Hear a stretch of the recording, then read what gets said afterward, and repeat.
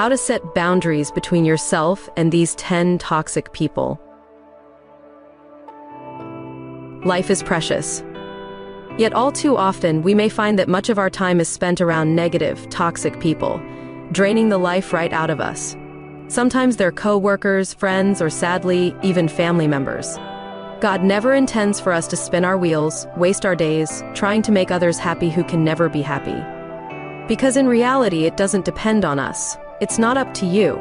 They may want you to think it does, as if you possess the power to improve the value of their existence, but that's not a burden meant for you to carry. God's greatest desire is to set us free. And sometimes what propels that change is for some brave soul to be willing to say, "Stop, no more."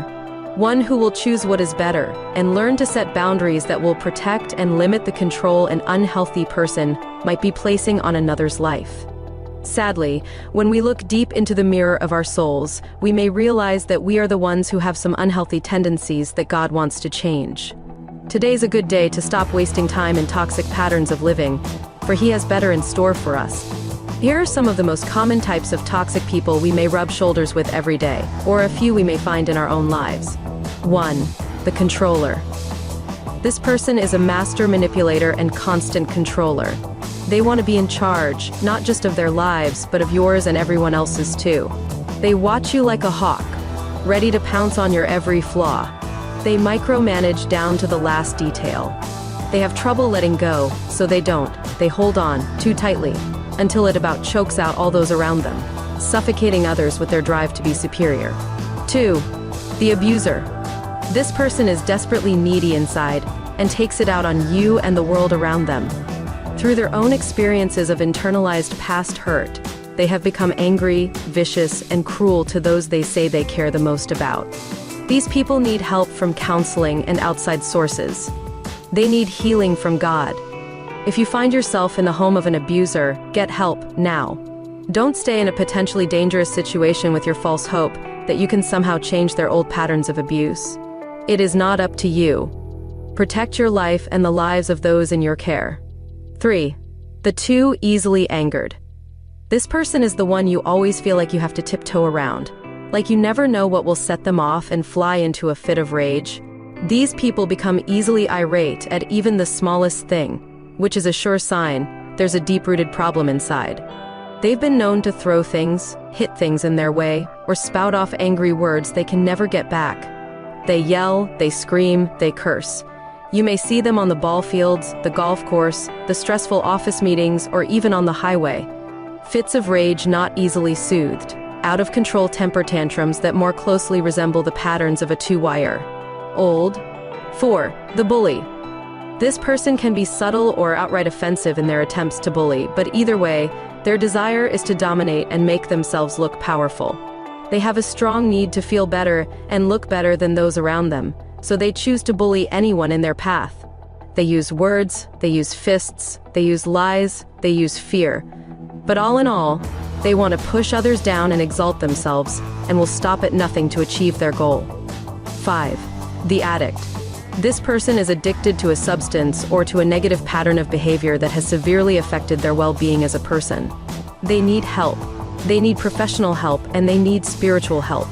They need people who will be brave to speak truth into their lives, and not those who will feed their habit, enable their actions, or ignore dangerous signs of addiction. Recognize that this toxic pattern is bigger than just you. You are not to blame for the problem, but you can be the one who God uses to get them help. 6. The negative. This person is the one who rarely has anything positive to say, because they see everything with a negative slant and have no problem telling you why. The sun may be shining, but in their mind, it's probably about to rain. Life is viewed through shaded, cloudy lenses. They tend to be complainers, worriers, and whiners. These people often don't even realize what they're doing because it's become such a natural part of the way they talk. They tend to zap the energy and suck the life right out of you if you're around them too much. They walk in defeat and choose to believe the worst about most things, even you. 7. The blamer. This person is never to blame for it, is always your fault. They will blame everything on others close to them. If they're having a bad day, it's your fault. If they're running late, it's your fault. If they lose something, it's your fault. If they fail at something, it's your fault. You will never win around the blamer because their aim is to bring you down through their constant blame game. 8. The gossiper. This person is always talking, and usually about someone else.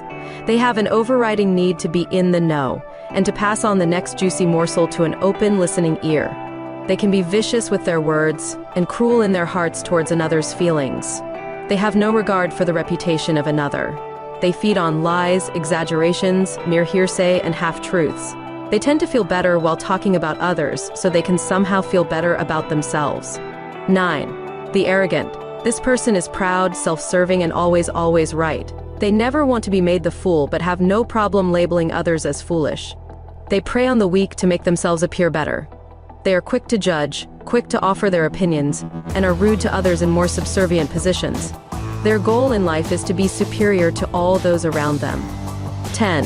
The victim. Not to be confused with one who really has been victimized in life and who is seeking God's peace and healing. This person is one who tends to feel they are constantly the victim. In every situation, all throughout life. They are always feeling taken advantage of, always needy, always telling you what another has done to hurt them, or how no one cares. They see themselves constantly as the victim, and before long, if you keep lending an ear, you may be the next one they feel victimized by. So, what can you do? 1. Recognize the toxicity in others, or even in yourself. If the problem is with you, admit that you need help. If the issue stems from within a family member or close friend, try talking with them in humility and with honesty, letting them know how these patterns over time have made you feel. 2. Set boundaries with tough love. Tough love is able to say enough. Tough love says, I care about you, but I care about me too, and I will not allow you to hurt me or those I love. Set limits to protect yourself. If you find yourself in a dangerous, abusive, or addictive relationship, get out and get help now. Seek out counsel. Find a good support group of those who will encourage you and provide a safe place for you to share and pray. 3. Keep moving forward in your trust in God. He can accomplish great things through your prayers. He can move mountains. He can change hearts. Anything is possible through His great power. Understand that though it is never up to you to make someone different, He set you in their lives for a purpose, for a reason. 4. Believe that God is for you.